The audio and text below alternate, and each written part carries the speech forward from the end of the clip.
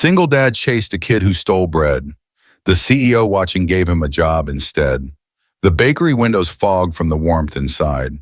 Outside, the wind clawed through the alley, biting through thin jackets and worn shoes.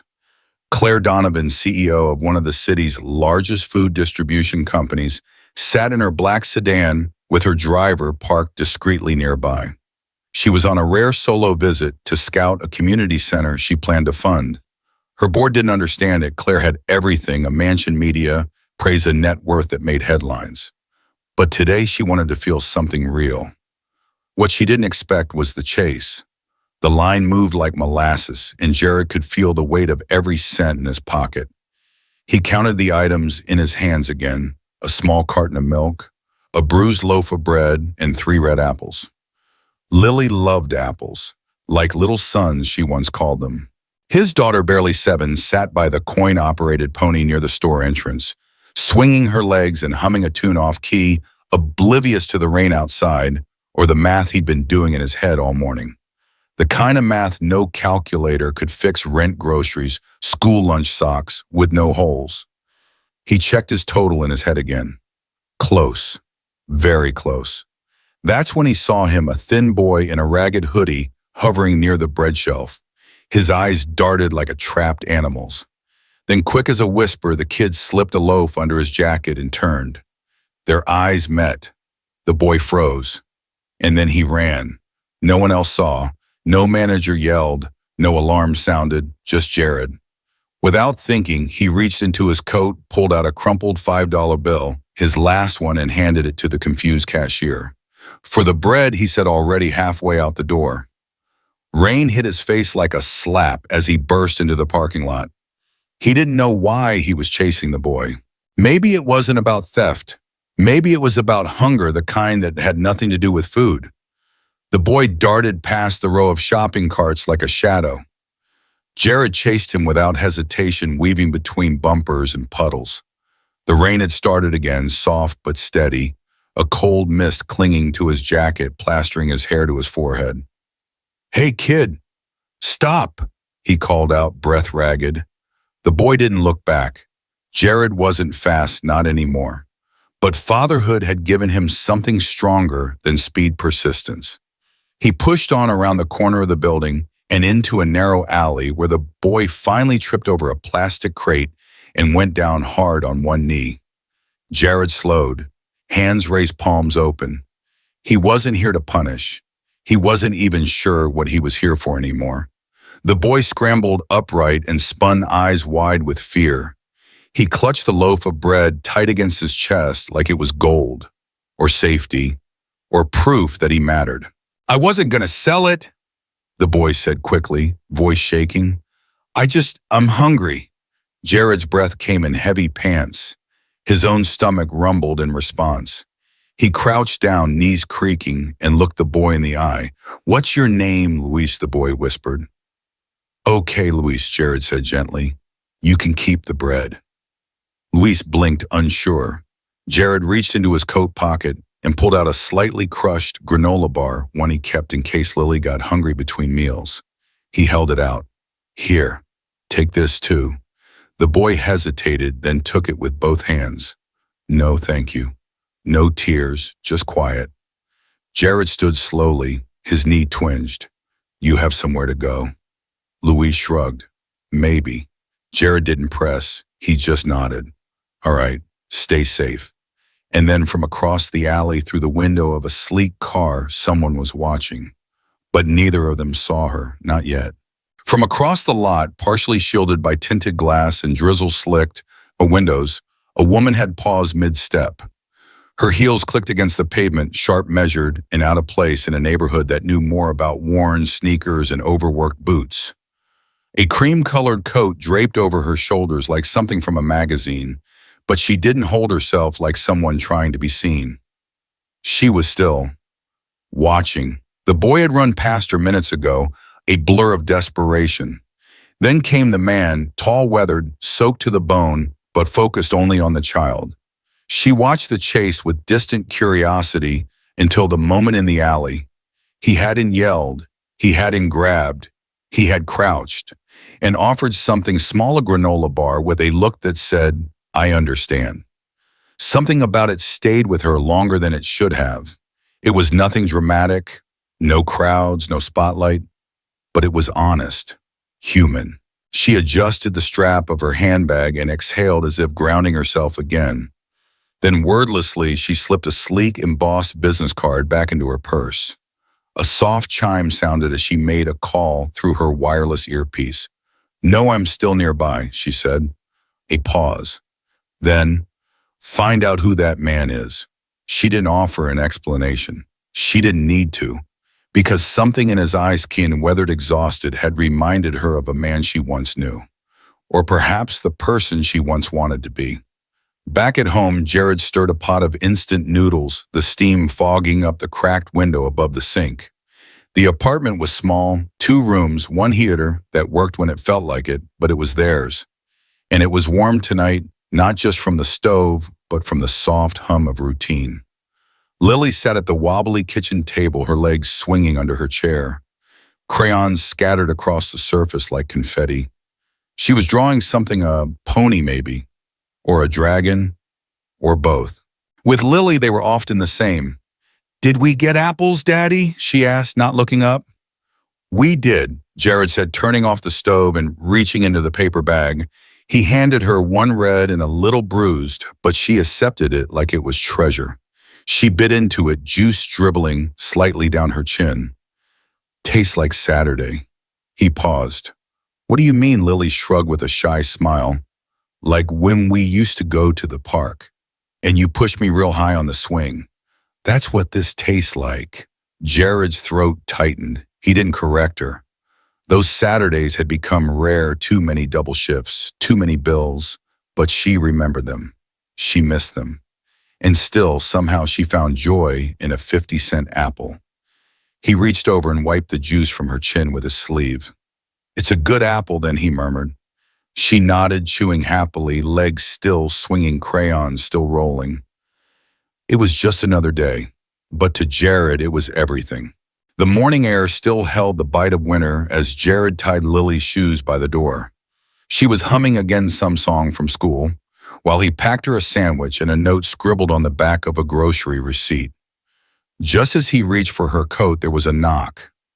Not loud, measured, firm. Jared's muscles tensed. No one knocked here. Not unless it was bills, landlords, or trouble.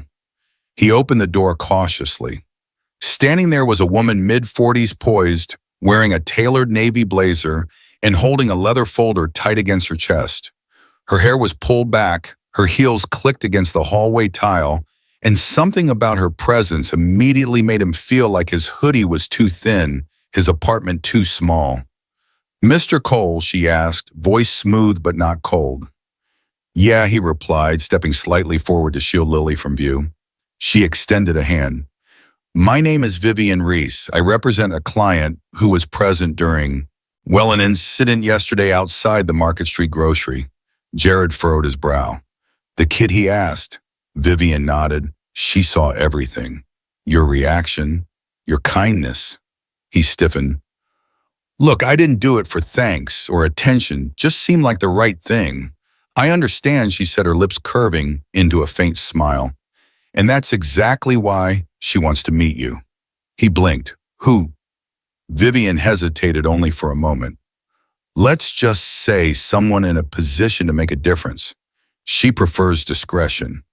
But she was moved, deeply, and she'd like to speak with you. You privately if you're open to it. Behind him, Lily peeked around his side, clutching her lunchbox. Jared sighed. He didn't like mysteries, but he liked being rude even less. He stepped back. "Can I at least take my daughter to school first?" Vivian nodded professionally. "Of course. You'll wait outside." The elevator rose in silence, each floor lighting up with a soft ding that seemed to echo louder than it should. Jared adjusted the collar of his jacket, still damp from the morning chill. He felt out of place, too worn for the sleek, mirrored walls and faint classical music humming from hidden speakers. When the door slid open at the 30th floor, he hesitated. Vivian offered a nod of reassurance before stepping out first. The office was surrounded by glass walls that stretched from floor to ceiling, letting the morning sun pour in and bounce off the marble floors.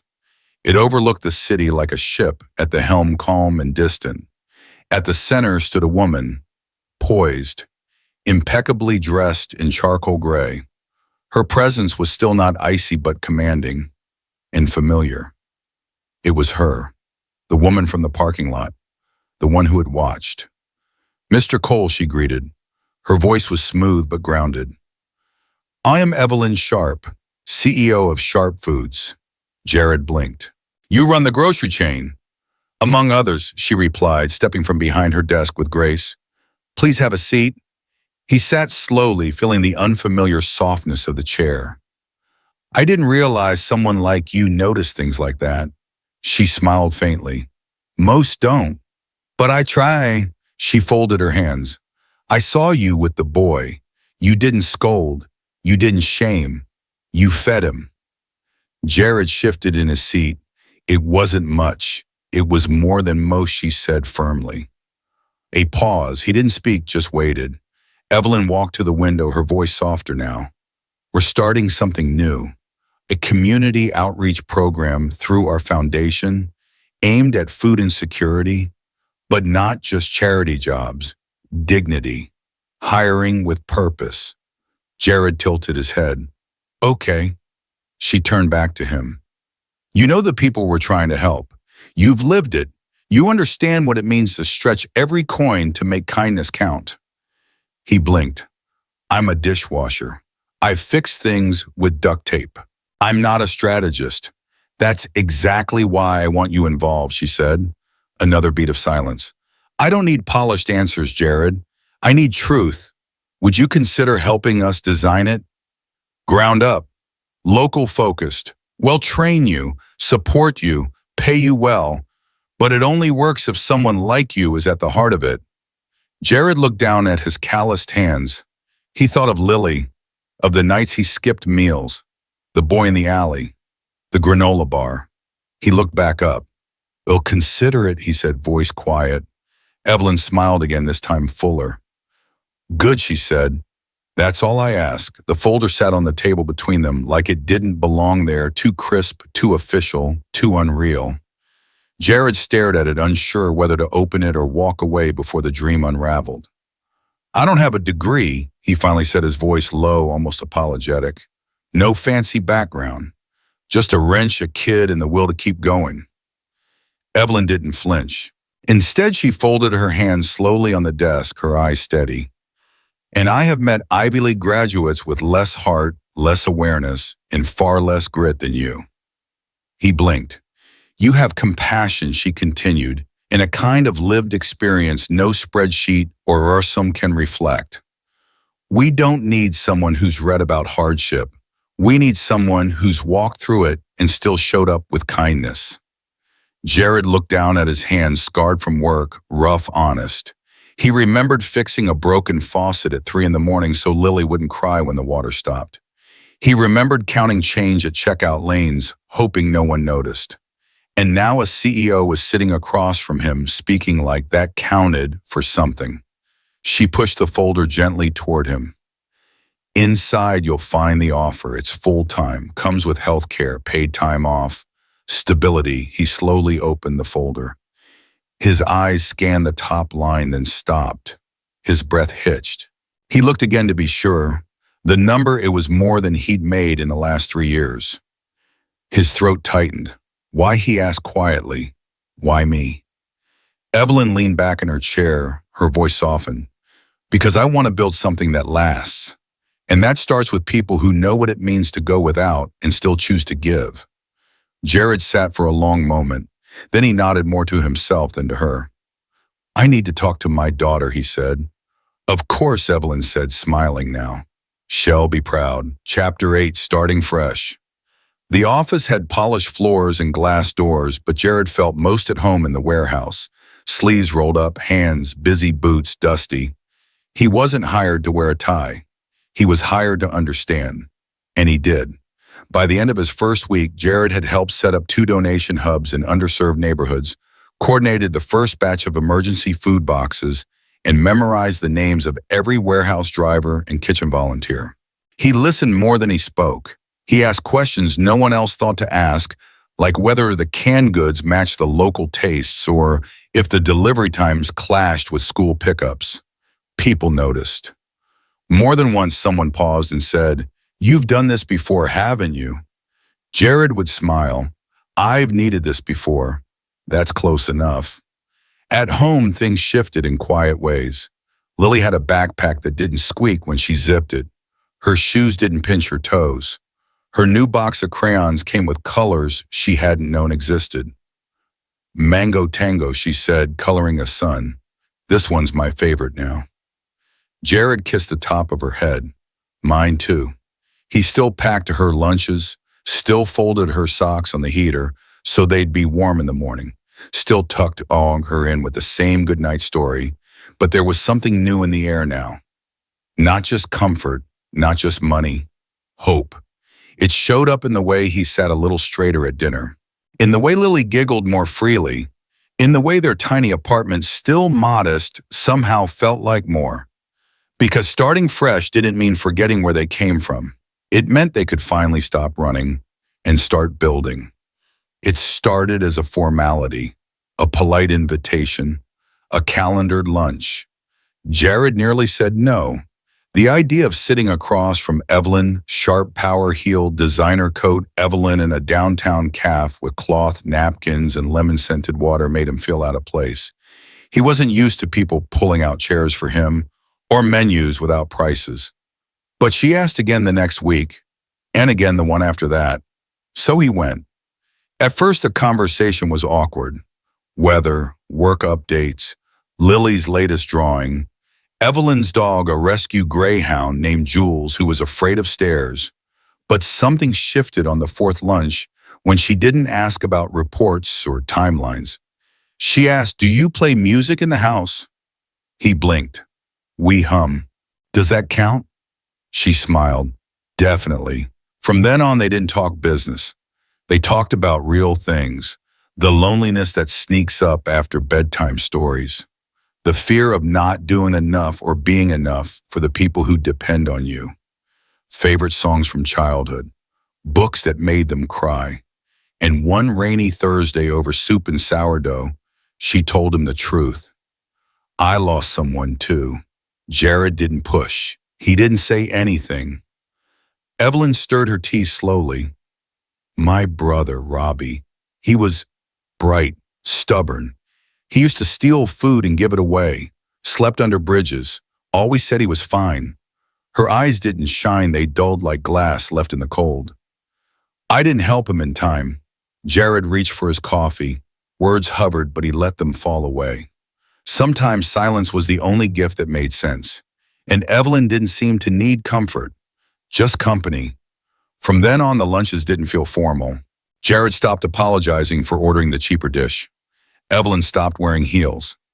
They sat week after week, two people from different worlds, bound not by position or pity, but by the spaces they'd both lost someone in. And somehow in the quiet, they were building something neither of them had expected: trust. It was a Tuesday. The sun was bright for once, and the breeze carried the scent of fresh rolls and cardboard boxes. Jared was stacking crates of canned soup beside one of the new community food hubs when he felt a presence, that stillness that happens right before someone speaks. He turned. It was him, the boy from the grocery store, the stolen loaf, the alley. Only now he looked different. His hair was combed, his cheeks less hollow. He wore a donated hoodie, oversized but clean, and shoes that didn't flap at the sole. Jared smiled surprise, warming into recognition. "Hey." The boy hesitated, then took a few steps forward. "Remember me?" Jared wiped his hands on his jeans. Hard to forget. There was a pause, not awkward, just careful. Then the boy pulled something from his backpack, a folded sheet of paper creased down the middle. He held it out like an offering. Jared opened it, a pencil sketch, rough but honest, of a loaf of bread resting in a hand. The detail was sharp, the shading soft, but what hit Jared hardest was the small scribble beneath it. Thank you. He looked up, but the boy was already stepping back, shoving his hands in his hoodie pocket. You drew this? The boy shrugged. It's what I had. Thought maybe. You should have it, Jared's voice caught for a second. Oh, keep it safe. The boy nodded once, then turned to go. He got about 10 feet before Jared called out, Hey, what's your name? The boy paused, looked over his shoulder. Ben. See you around, Ben? And Jared meant it. He tucked the drawing into the inside pocket of his worn coat, not just a picture, but a reminder that even a small gesture, a loaf of bread, a granola bar could echo. And sometimes they came back with thanks. Jared had never been in a room like this before. The walls were glass, the chairs were leather, the table was long enough to land a plane on, and every person seated around it wore tailored suits and eyes that seemed trained to judge before listening. Evelyn sat at the head calm as ever. This is Jared Cole, she said, her voice level but strong. He'll be speaking about the rollout of our new community initiative. A man in pinstripes cleared his throat. With respect, Evelyn, he doesn't have formal experience. A few heads nodded. Evelyn didn't blink. No, she said. He has lived experience. The room fell quiet. Jared glanced at her, and she gave the smallest nod, just enough to steady him. He stood. I'm not a businessman, he said. I don't know how to dress this up. He looked down at his hands. Calloused, real. But I know hunger. Silence. I know what it's like to open a cupboard and find only hope in a few packets of noodles. I know what it's like to make excuses so your kid doesn't notice you skipped dinner. He swallowed.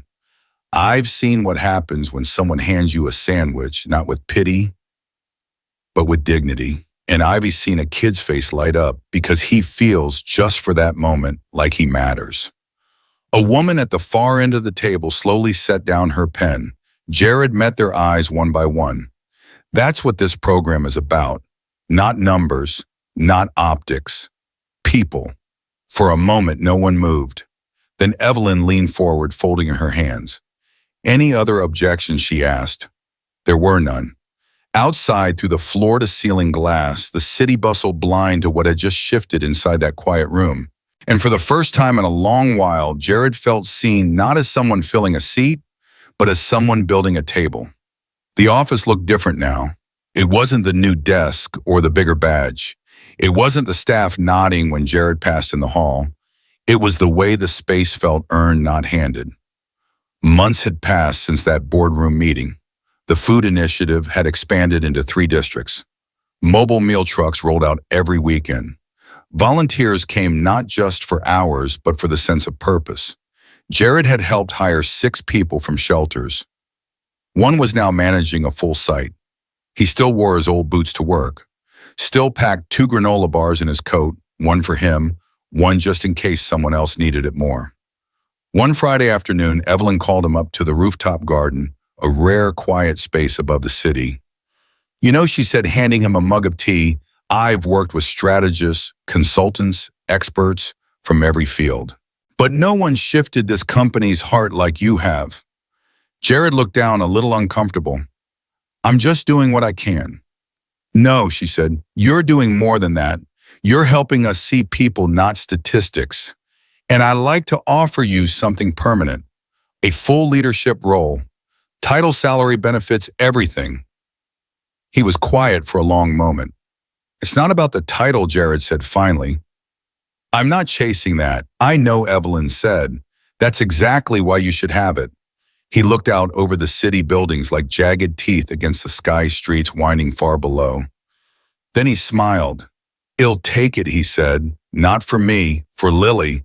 So she never has to carry what I did. So she grows up knowing her dad didn't just work. He showed up. The sun filtered through the trees in lazy golden stripes. It was the kind of afternoon that felt like it might last forever, slow, gentle, and humming with quiet joy. In the corner of the community garden, on a soft plaid blanket, Jared lay back on one elbow while Lily sat cross-legged beside Evelyn, determinedly braiding her hair. Evelyn didn't protest. She'd removed her usual sleek clip and let the child twist her strands into slightly uneven plaits, grinning with the patience of someone who wasn't used to being fussed over and was learning to love it. "Your hair's like a fancy princess," Lily said, squinting in concentration. "But your eyes are like someone who eats peanut butter sandwiches." Evelyn laughed. "He'll take that as a compliment." Jared watched them heartful.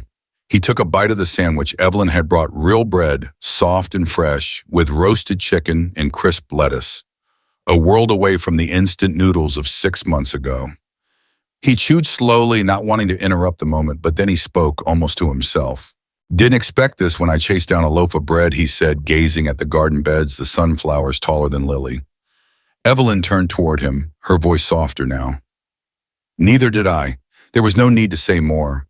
Not about the job, not about the boardroom, not even about the boy with the stolen bread or the path that led them all here. Lily ran to pick a dandelion, and Jared leaned back again, arms crossed under his head. Evelyn rested beside him, still smiling. In the distance, a few kids laughed near the beehives. Someone turned on a small radio.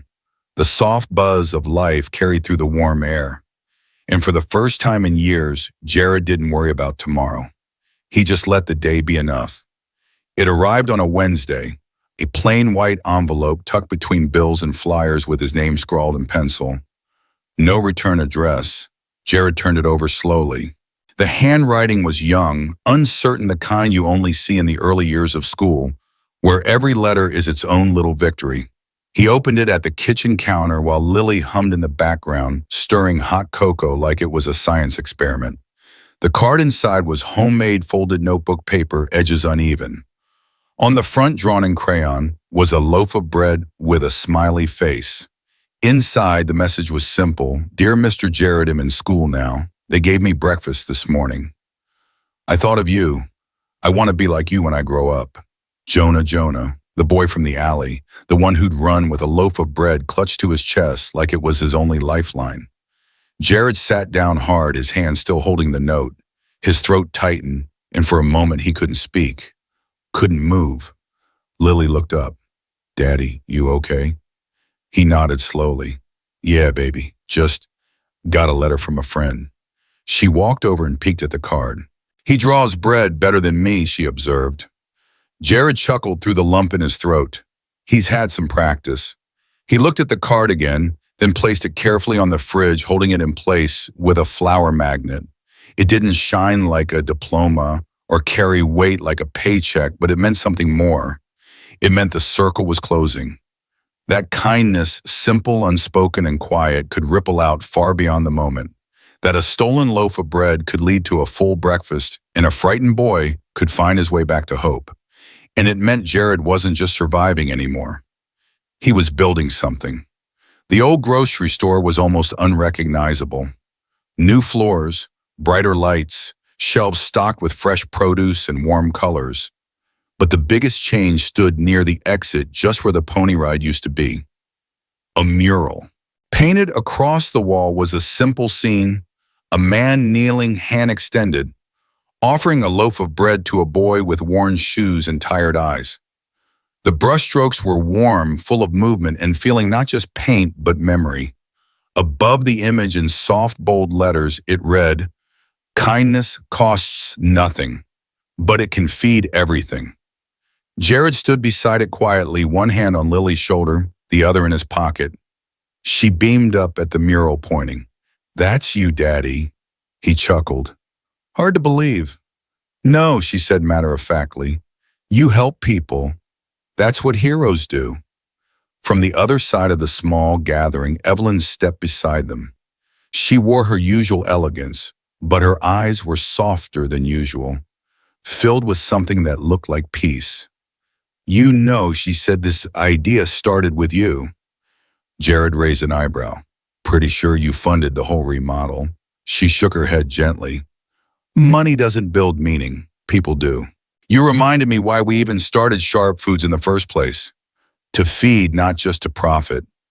Jared smiled, glancing back at the mural. "Still think you're just a dishwasher?" she teased, nudging him slightly. He didn't answer at first, just took a breath, watching the sunlight hit the colors of the wall.